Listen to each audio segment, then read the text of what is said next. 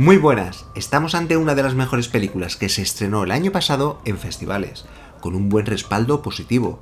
Y claro, se acaba de estrenar hace muy poquito en nuestro país, con un push de buenas críticas y también con bastante afluencia en el cine por parte del público, siendo una película de más de 3 horas y media de duración.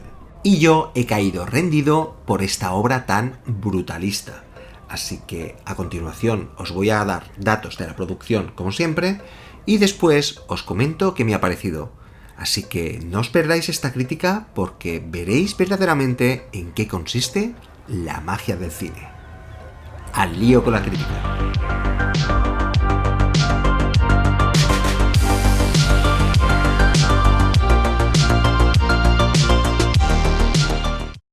Que sí, que esta película me ha gustado muchísimo, no solo por mis bases en el mundo del diseño y el amor tan profundo que le tengo a la escuela Bauhaus, sino también que al descubrir la realización, todo el tema de la producción de la película, ha sido un valor añadido y un gran descubrimiento después de ver esta monumental película.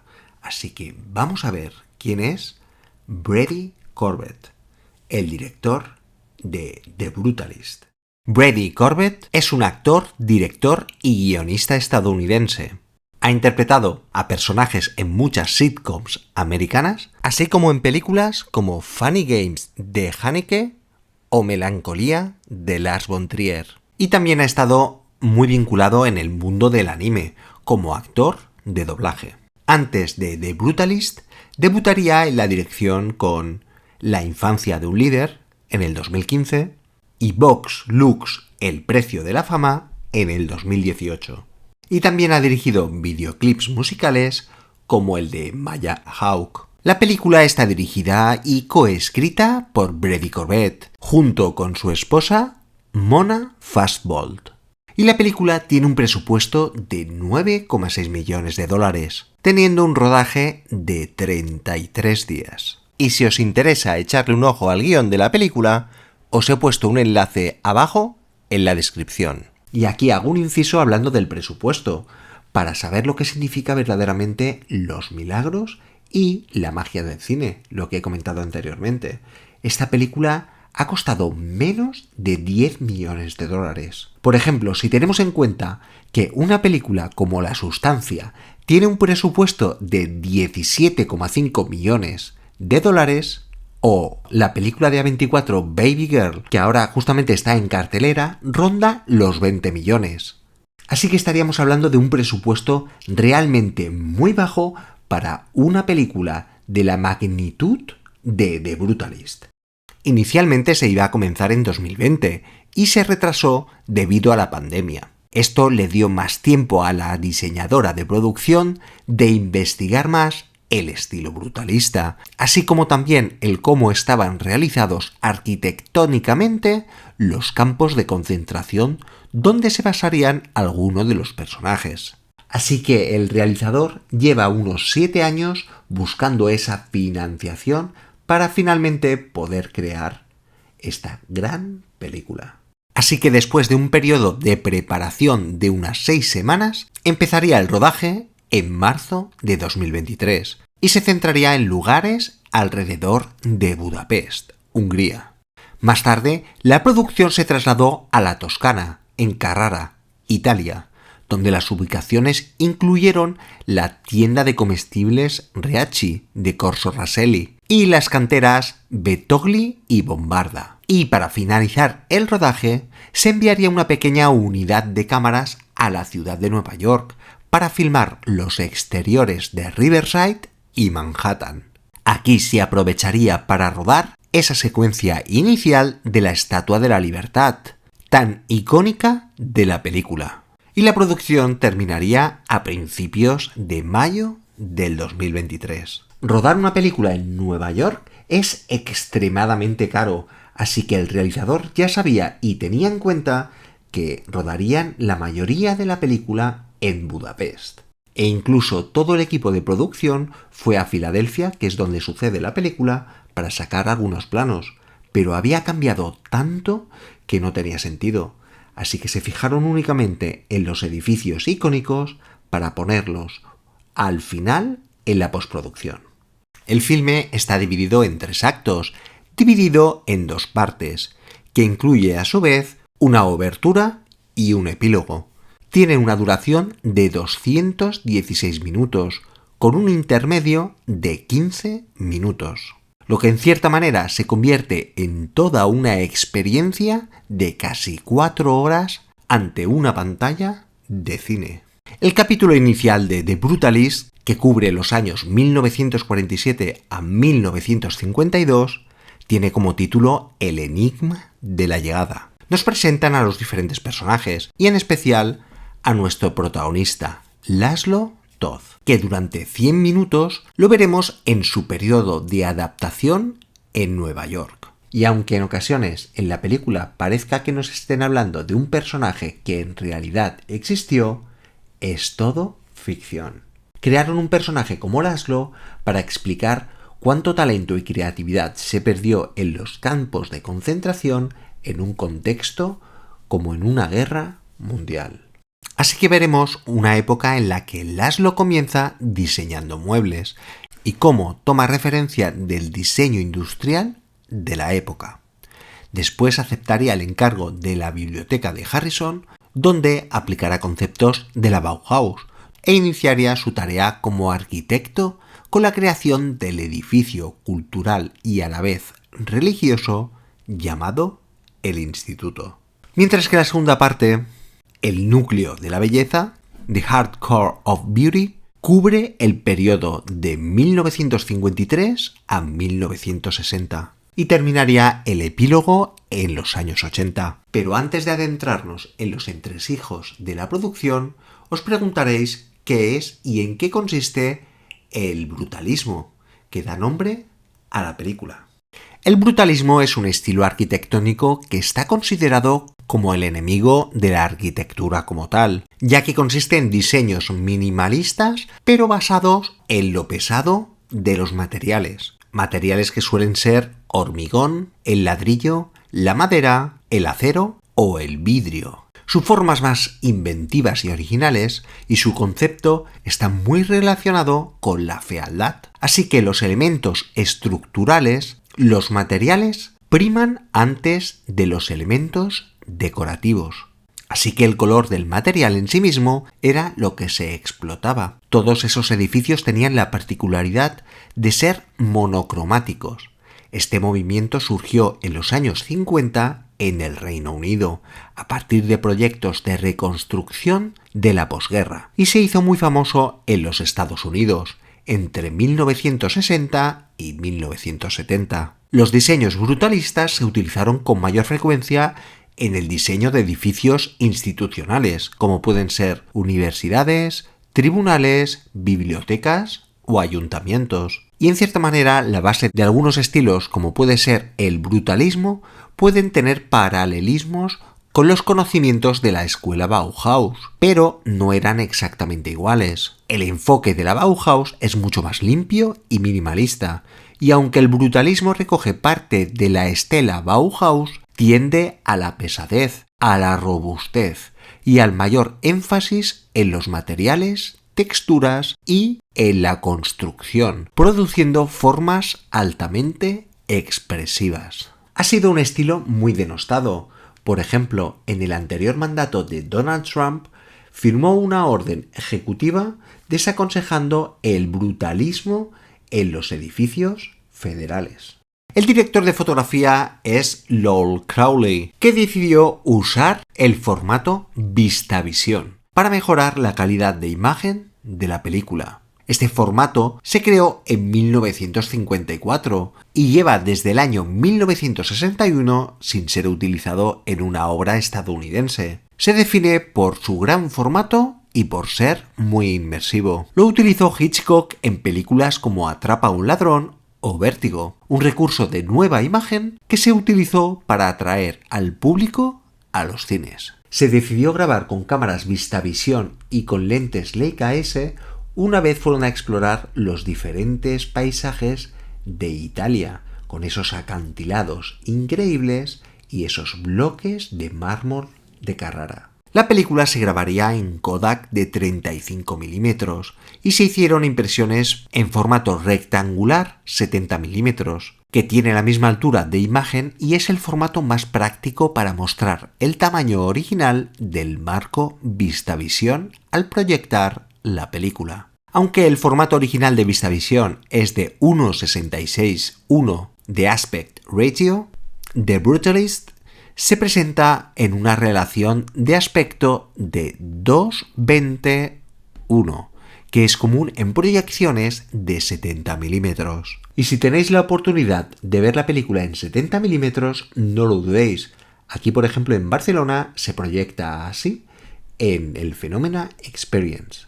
El realizador quería que mantuviera la idea de la presencia del pasado en las imágenes de la película, así que decidió plasmarlo como si tuviera una calidad de imagen de archivo, dándole la sensación de antigüedad, de tiempos pasados. Así que realizó una especie de patchwork de diferentes conceptos, como el granulado de la película, la decisión del VistaVision, la paleta de colores y la manera de rodar.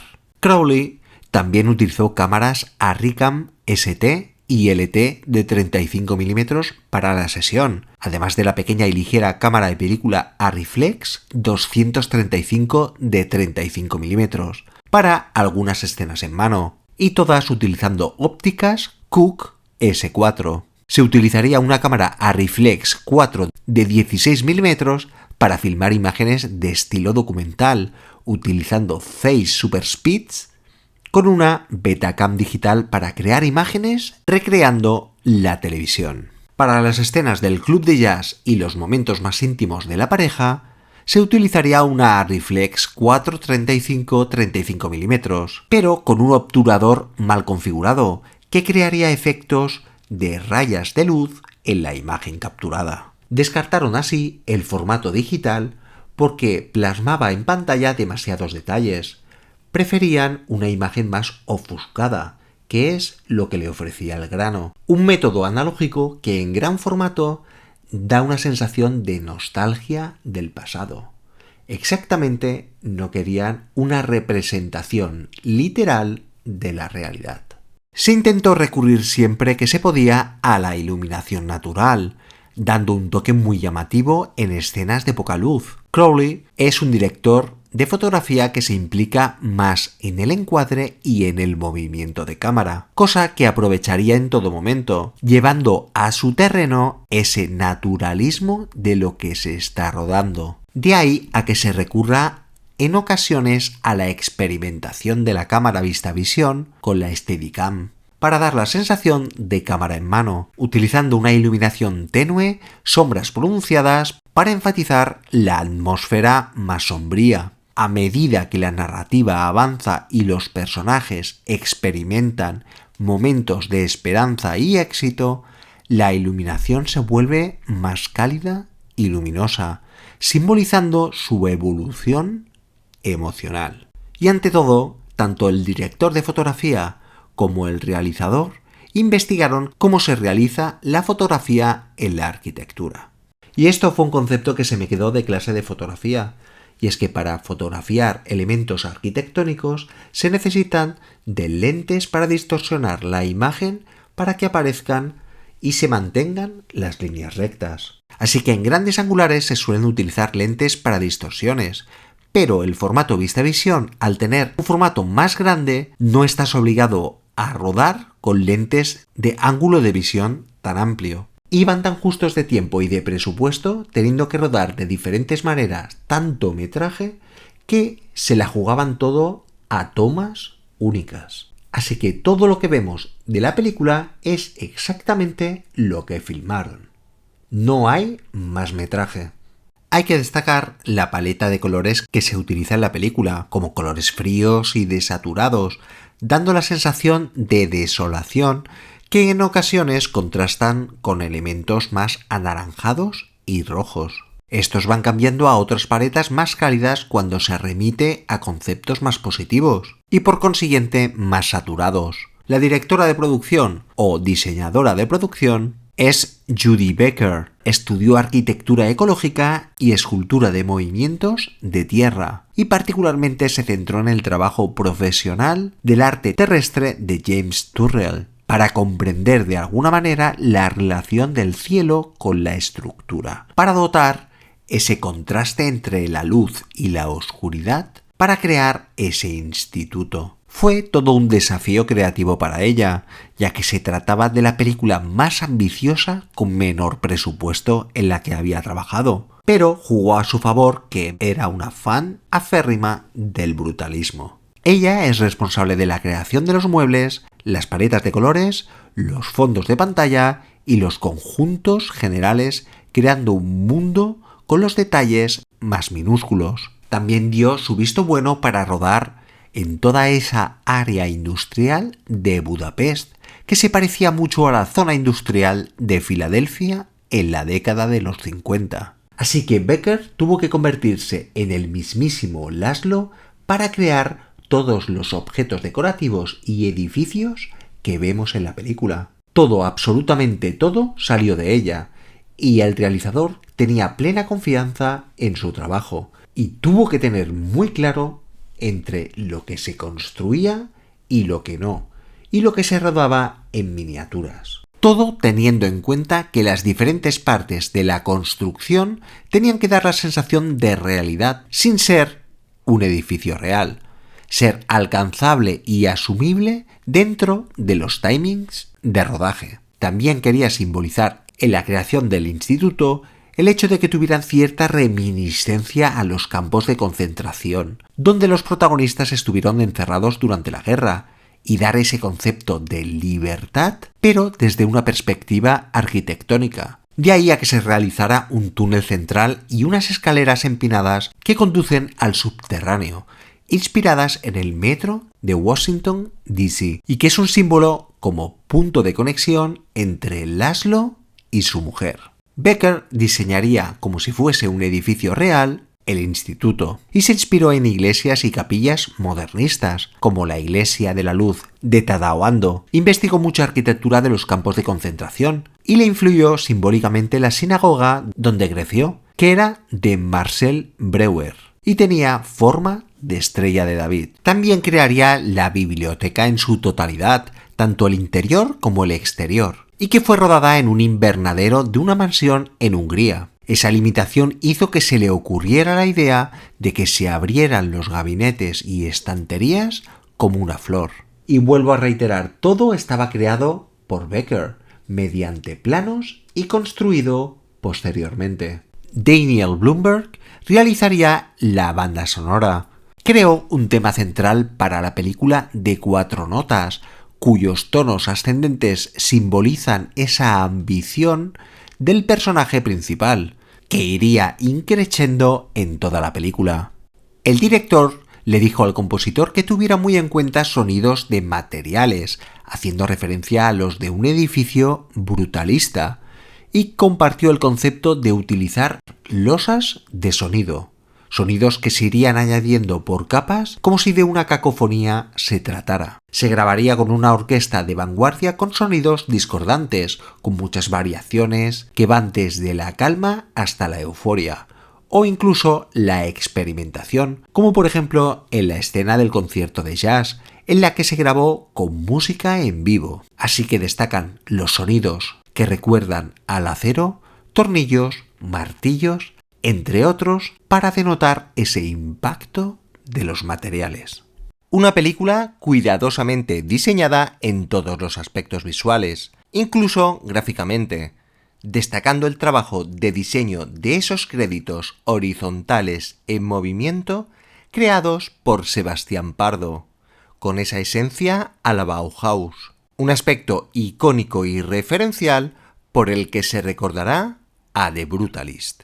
Pero no solo en los créditos se ve ese cuidado visual, sino que incluso se han permitido poner una imagen maravillosa y llena de nostalgia con una cuenta atrás en el intermedio de 15 minutos. Aparte de referencias arquitectónicas que he hablado anteriormente, Brady Corbet tenía muy en cuenta el libro Arquitectura Uniforme de Jean-Louis Cohen. También tomaron referencias de otros fotógrafos, como de Sebastião Salgado, contextualizadas en minas donde cientos de personas están trabajando.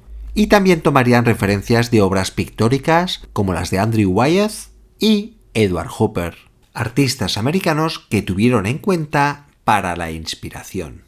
El séptimo arte, durante todos estos años, ha hecho homenaje también al mundo de la arquitectura, como pueden ser con películas como El manantial, de Fountainhead, de King Vidor en 1949, o la adaptación de High Rise de J.G. Ballard, dirigida por Ben Wheatley en 2015, e incluso la más reciente Megalopolis, de Francis Ford Coppola, a series más distópicas como The Architect.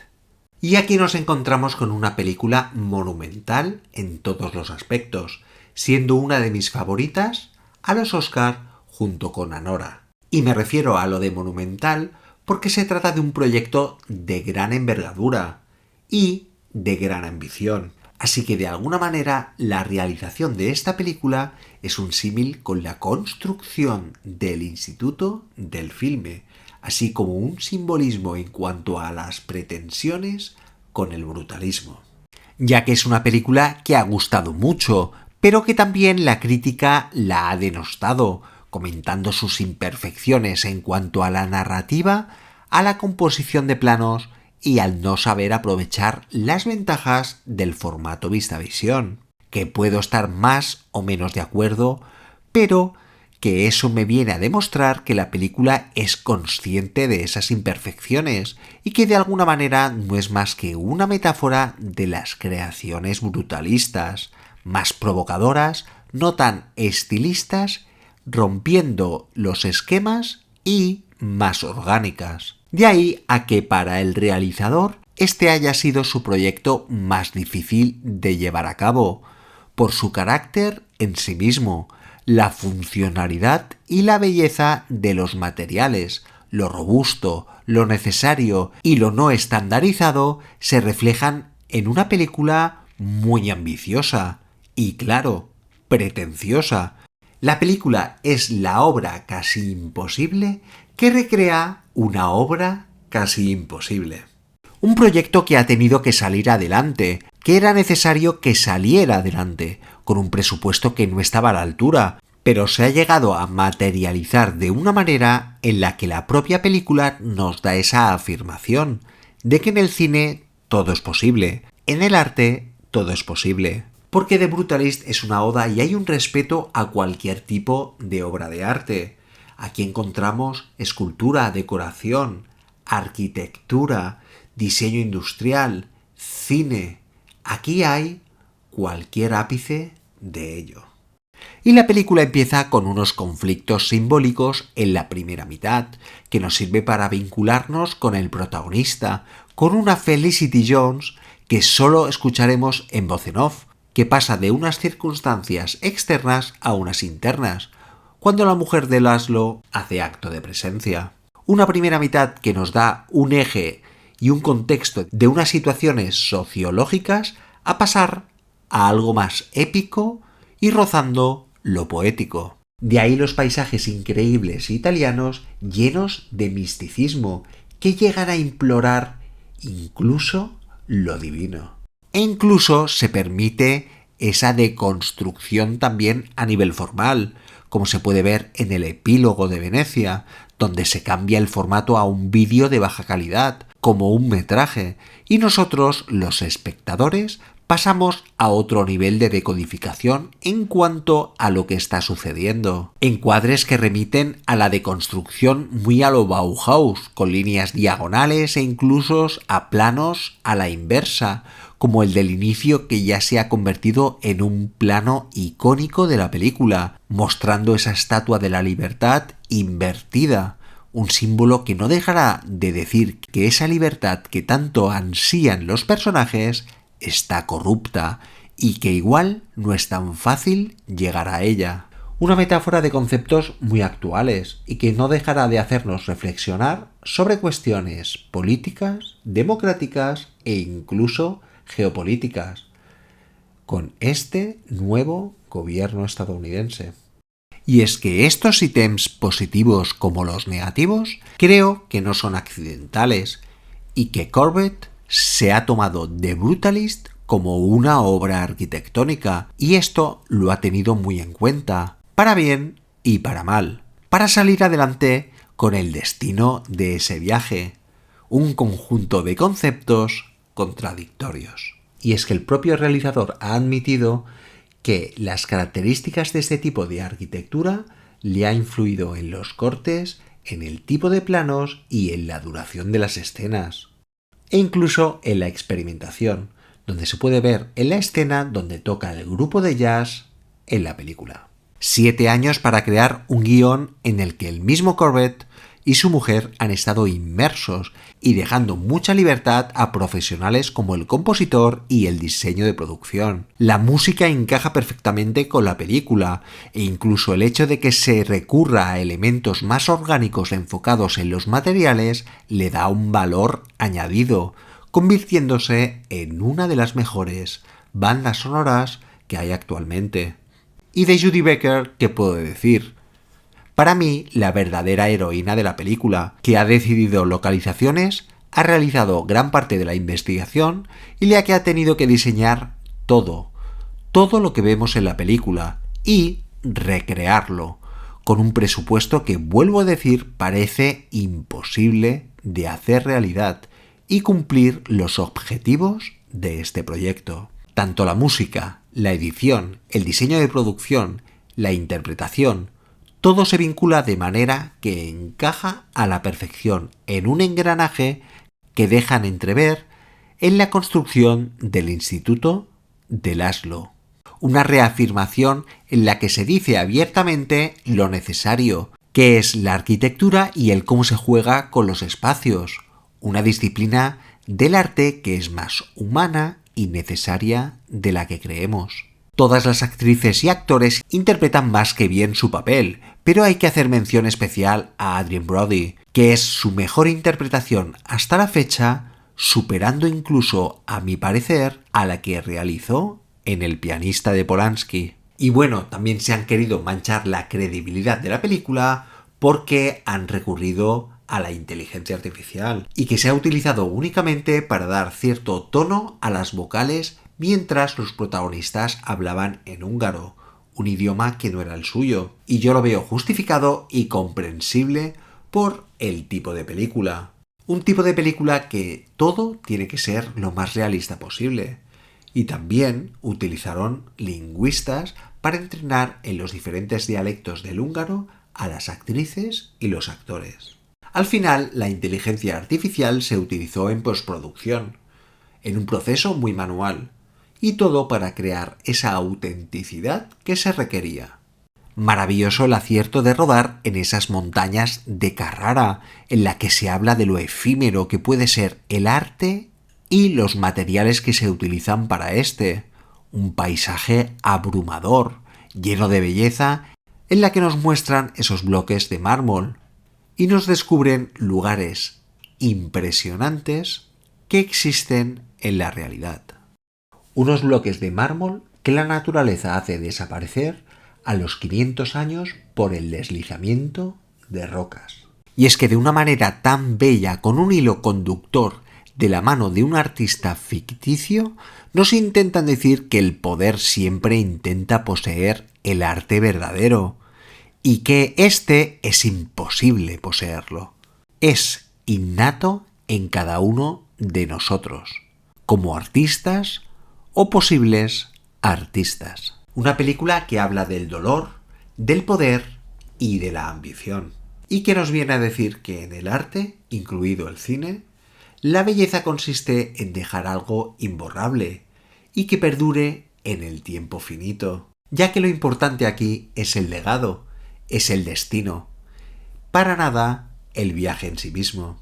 No importa lo que cueste, lo importante es hacer algo perdurable en el tiempo, como ha hecho Brady Corbet con su equipo con esta película. Una película que no deja de ser un trozo de hormigón imperfecto y abrumador en la que vernos reflejados.